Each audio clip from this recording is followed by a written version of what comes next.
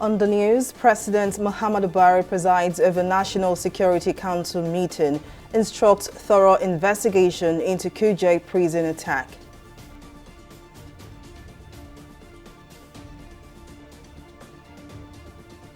Federal government releases photos of fleeing Boko Haram suspects, declares them wanted.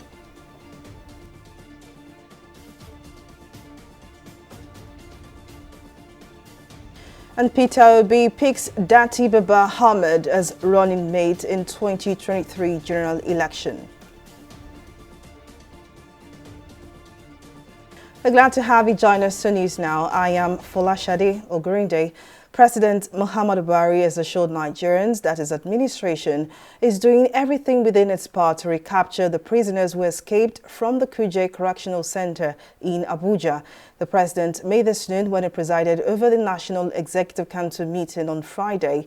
Giving a brief on the outcome of the meeting, the Minister of Police Affairs, Mohammed Megari Dingyadi, added that government has launched an investigation into the attack. The president has been briefed, and he has assured the nation that he's on top of the situation. Whatever is supposed to be done is going to be done and is being done to ensure that those of them that were not yet back are brought back to the correctional center. And like I said, the security agencies are investigating to find out the immediate and remote causes of what happened, how it happened, whether there is any cause for taking punitive measures against who is supposed to be done. These kind of things, they happen.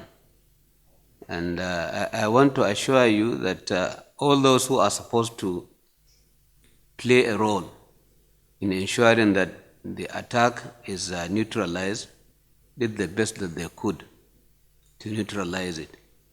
I think what helped them was the number of people they came with and the superior weapons they came with, and because nobody anticipated it, the few people who were there guarding the place could not withstand the number that they came with. I think that was what happened. No, I can't give you the number now. I don't know the number, but because like they used to do, whenever one of these is killed, is taken away, and you cannot know the number of people who were killed, but definitely quite a number of them were killed, and many of them ran away with bullet wounds. The federal government has declared wanted all members of the Boko Haram members who escaped from the medium security custodial center in Kuje, Abuja. The federal government also uploaded the data of the terrorists and other criminals to the International Criminal Police Organization database.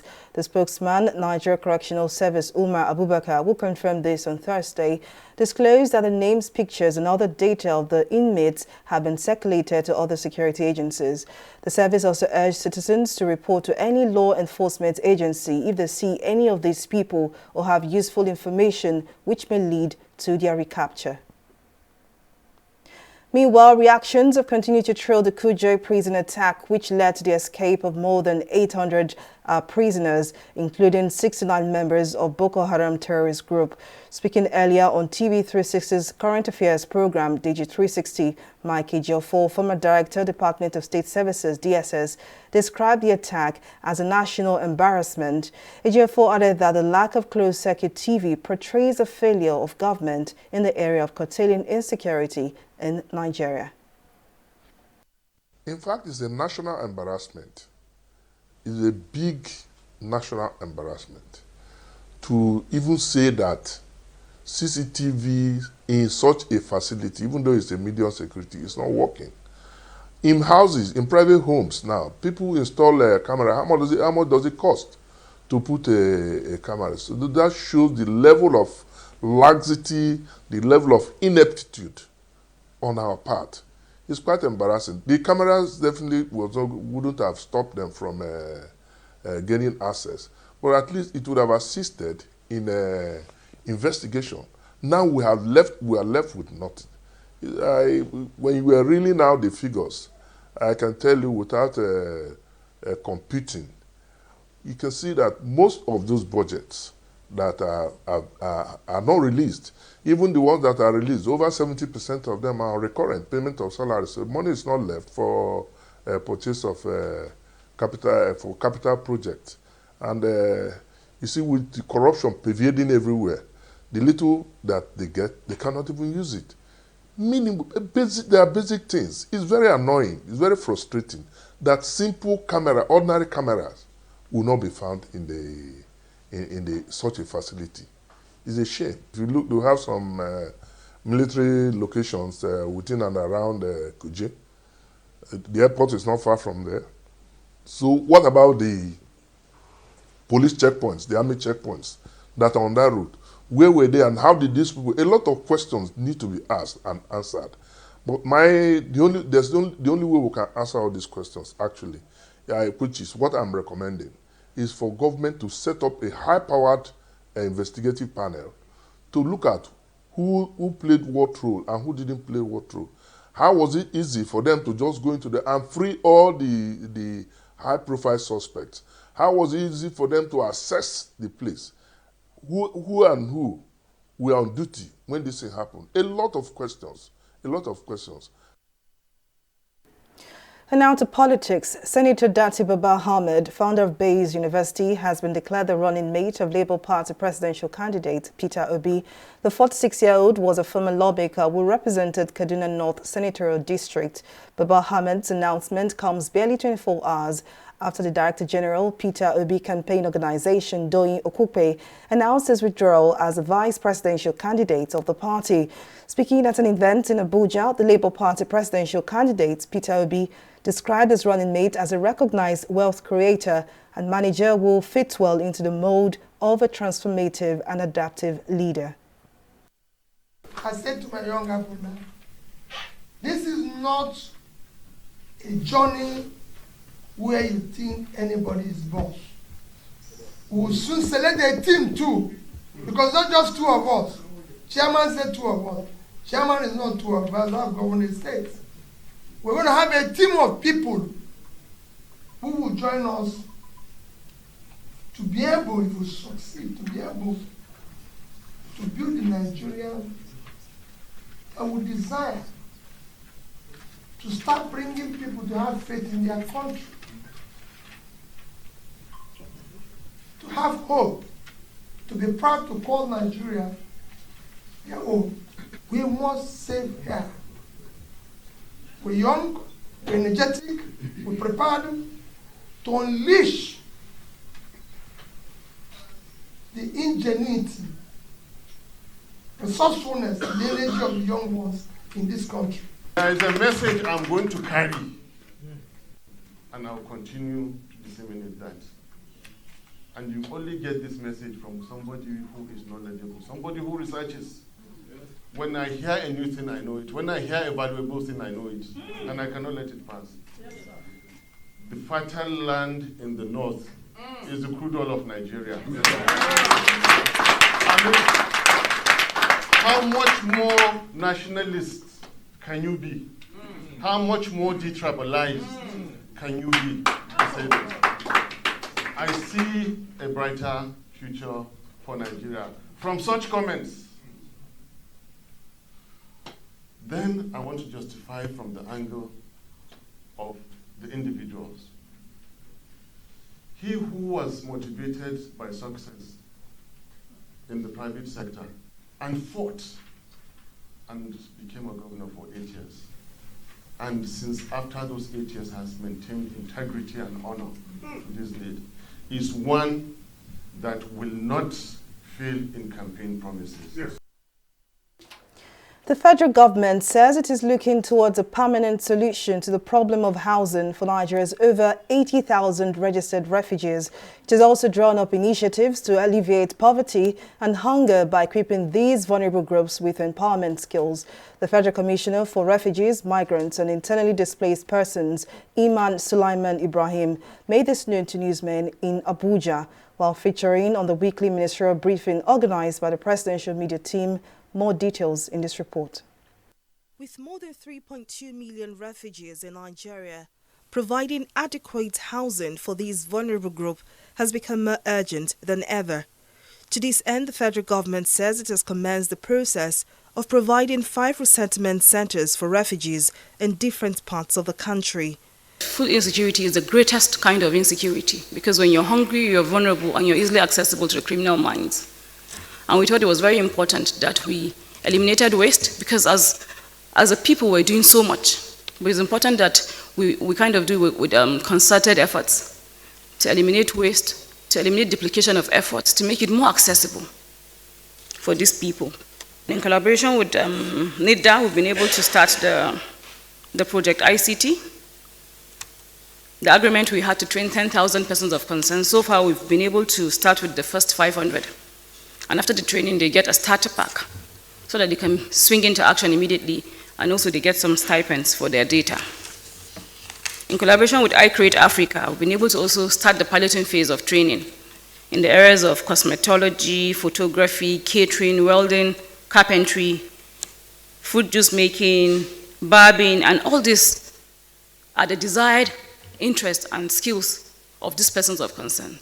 Giving details of the plan, the Federal Commissioner of the National Commission for Refugees, Migrants and Internally Displaced Persons, Iman Sulaiman Ibrahim, explained that 6 states including Borno, Kano, Katsina, Zamfara, Nasarawa and Edo states were selected for its pilot phase. The project Resettlement City would entail rebuilding small communities because POCs have 3 options of durable solution. They can either locally integrate, or they can resettle, or they can go back to their homes. But sometimes they are unable to go back to their homes, and that's why there's need for building new communities or strengthening the capacity of their host communities. Most of them are between 70 to 90% level of completion, but the Edo State one is about to take off. While insecurity, rising number of refugees and funding have been identified as some of the major challenges of the Commission, the agency says it is set to address the issue of hunger by implementing strategic empowerment programs for the displaced persons. So far, the Commission says it has been able to register 84,803 refugees in Nigeria, while 1,570 asylum seekers and over 7,000 urban refugees have been recorded. The Federal Commission also reviewed that 1,625 Nigerians have been evacuated from Ukraine following the Russian invasion. Folashade Ogrinde, TV360 News. The Nigerian government and the European Union have resumed negotiations on Nigeria-EU readmission agreement as part of its dialogue and broad engagement. The negotiation, which was stalled by the COVID-19 pandemic, seeks to ensure that Nigerians traveling to the EU take only legal routes, while Nigeria readily readmits deported citizens. The EU ambassador to Nigeria and head of the EU delegation to West Africa, Samuela Usopi, said the negotiation became necessary so as to broaden partnership and engagement with Nigeria on migration and mobility. On his part, the Nigerian ambassador to Belgium, Obina Onowu, said issues bordering on migration, mobility and other priority areas will be discussed at the 2-day meeting, pointing out that the partnership dwelling on access to legal migration will be of mutual benefit to both parties. We have had several rounds and sessions in the past years, including during COVID times. And today we are resuming these discussions in physical presence. We have a delegation from the European Commission that is here in Abuja to restart these discussions. As I said, for us, this is part of our broad partnership and engagement with Nigeria.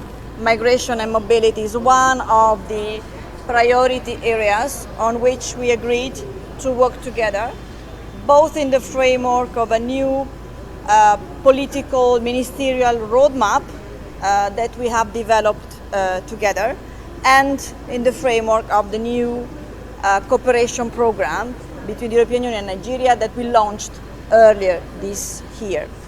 Today we expect that we're going to have a structure to manage the movement to EU and out of EU, basically from out of EU. But then at the same time, we're also looking at the issue from a comprehensive perspective, in the sense that we not just talking about returns, we're also looking at how to ensure that also we provide the access to legal migration, and then also for reintegration and other things attached to the exercise. We'll take a break here, but still to come. Naira falls to 615 Naira per dollar at parallel markets ahead of Eid al-Kabir celebration. Details of the story and more right after this break.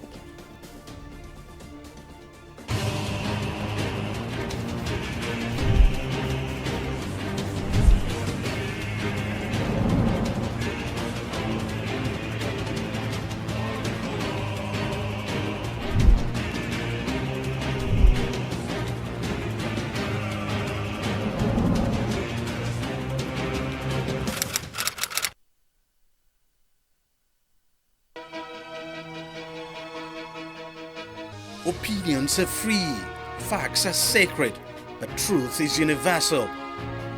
How, in practical terms, can we, for instance, de-escalate the tension? President must see himself as the President of the Federal Republic. We know where the enemy is. 3 places, the Lake Chad Basin, the border area between Nigeria and Cameroon, and then the Sambisa Forest.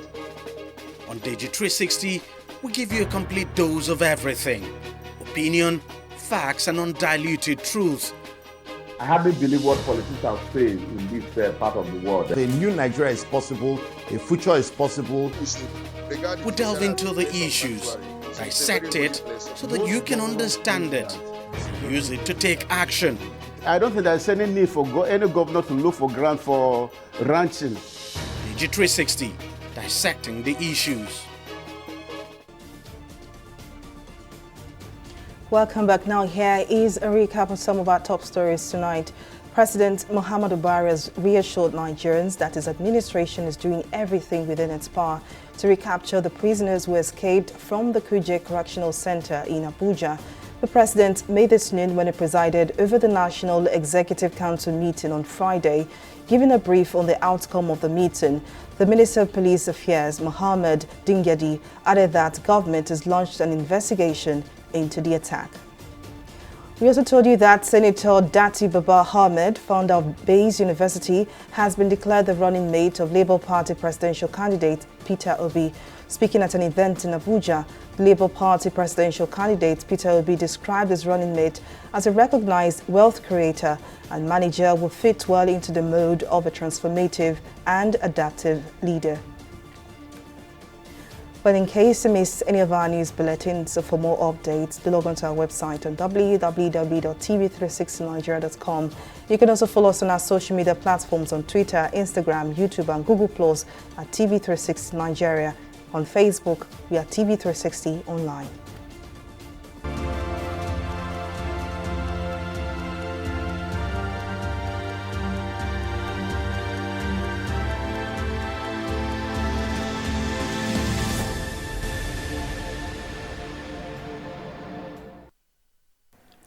Now to COVID-19 updates. The Nigeria Center for Disease Control (NCDC) has issued a public health advisory amid the recent increase in COVID-19 cases in the country and globally. The health agency also urged religious leaders, community leaders, and Nigerians in general to take necessary precautions ahead of the upcoming Eid al-Kabir celebrations. Since Nigeria's first case was detected on the 27th of February 2020, authorities have confirmed 256,695 cases with 3,144 deaths across 36 states and the Federal Capital Territory, FCT. As of July the 8th, more than 11.9 million cases of the coronavirus infections have been confirmed in 55 African countries. This is according to updates from Johns Hopkins University using statistics from the World Health Organization. According to the updates, South Africa has the most reported cases of over 3 million infections, followed by Morocco and Tunisia. While the continent's COVID-19 fatality toll stands at 255,160, more than 334,000 vaccinations have been administered across the continent. We'll take a break here and return with a review of some stories in business. To stay with us.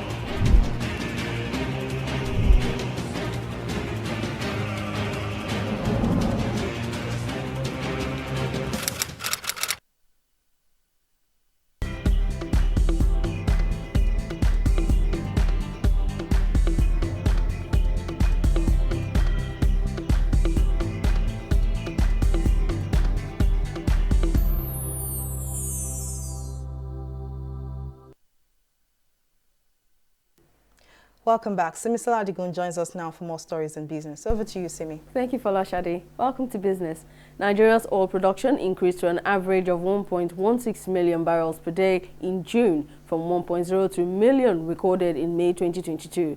The figure rose more than 133,000 barrels per day, representing a 0.13% increase from May 2022 output. The Nigerian Upstream Petroleum Regulatory Commission said this in its latest crude oil and condensate production data for June 2022. With the addition of condensate, oil output grew to a total of 1.40 million barrels per day from 1.28 million posted last month.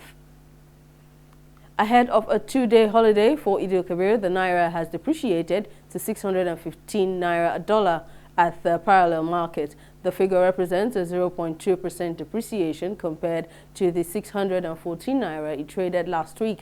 According to the Bureau de Change operators, the fall is as a result of the high demand for forex at the street market. The street traders put the buying price of the dollar at 610 Naira and the selling price at 615 Naira, leaving a profit margin of 5 Naira. We'll take a short break here and be back with a stock market report.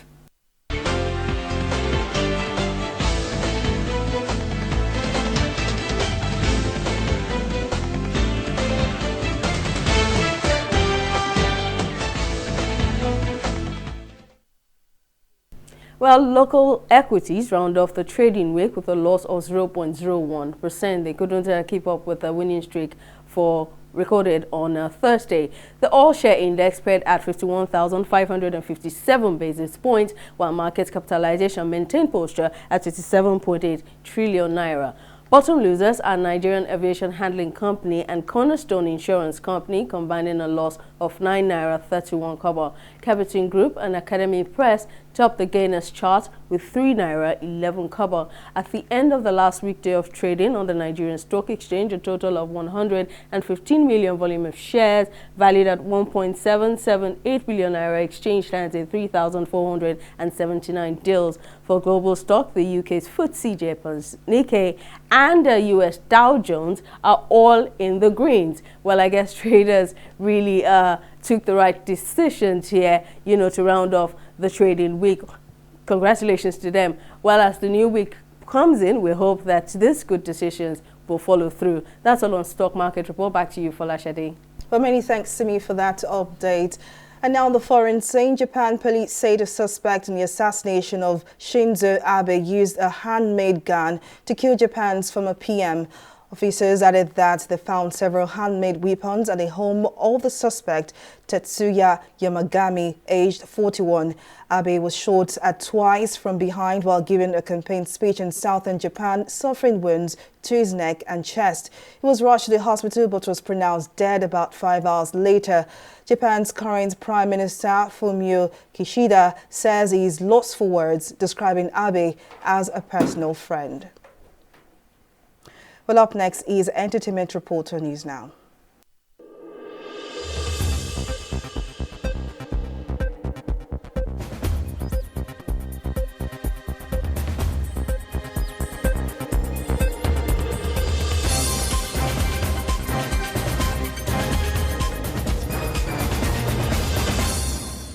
Nigerian music superstar Kiss Daniel was at the receiving end of the passion of fans during a show in the United States after keeping his fans waiting for hours. According to fans, Kiss Daniel, who is currently on a tour of 10 cities in the US, was 4 hours late for his show and only performed for less than 30 minutes. These angered fans who booed him off stage and pelted him with objects while demanding for a refund. Fans have also taken to social media to criticize the talented artist for his lackadaisical attitude. Nigerian hip-hop artist Judah Baga, popularly known as M.I., has revealed plans to retire his current stage name as he prepares to release a new album. The award-winning rapper made this known via a post on his Instagram handle. While he did not disclose the new name, he explained that he plans to drop his 15-year-old stage name because his upcoming album deserves to be released under a new nomenclature. He also revealed that he would be performing for the last time as M.I. Baga on July 10, 2022. This announcement comes shortly after the release of his collaborative album project with AQ and Black Bones titled The Lamp is Back. That's all we have for you on the entertainment segment of News Now.